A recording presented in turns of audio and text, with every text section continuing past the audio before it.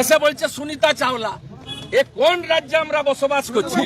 বলছে সুনিতা চাওলা, কল্পনা চাওলার নাম জানে না একটা মূর্খ মুখ্যমন্ত্রী। এটা মূর্খ। এর আগে বলেছিল রাকেশ রোশন চাঁদে গেছিল, ইন্দিরা গান্ধী চাঁদে গেছিল, এক্ষুনি বলেছে বিধানসভায় সুনিতা চাওলা। সুনিতা উইলিয়ামের জায়গা মানে তো উনি তো 5 বছর ধরে ক্যাম্পেইন করছেন গুজরাটি হাটাও, গুজরাটি চলবে না। আর মেহেসানাল রিলেশনশিপ সুনিতা উইলিয়ামের, এসে বলছে সুনিতা চাওলা। এ কোন রাজ্যে আমরা বসবাস করছি? শঙ্করদা, আজকে মুখ্যমন্ত্রী যখন বক্তব্য রাখছিলেন বিধানসভায়, তিনি সুনিতা উইলিয়ামকে সুনিতা চাওলা বলে অভিহিত করেন। কি বলবেন মুখ্যমন্ত্রীর এই ধরনের মন্তব্য? দেখুন, উনি আমাদের মুখ্যমন্ত্রী, উনি যাই বলুন না কেন আমাদেরকে মেনে নিতে হবে।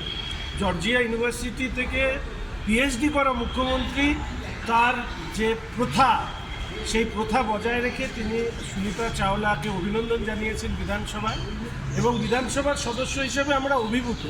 আমি অনুরোধ করব মুখ্যমন্ত্রীকে স্পিকারের মাধ্যমে যে দয়া করে রাকেশ রোশনকে দিয়ে একটা সুনিতা চাওলার যদি সম্বর্ধনার বন্দোবস্ত করা যায় বিধানসভার অভ্যন্তরে, তাহলে মনে হয় পশ্চিমবঙ্গ বিধানসভা সত্যি তার মুখ্যমন্ত্রী বিশ্বের নজর কেড়ে নেবে।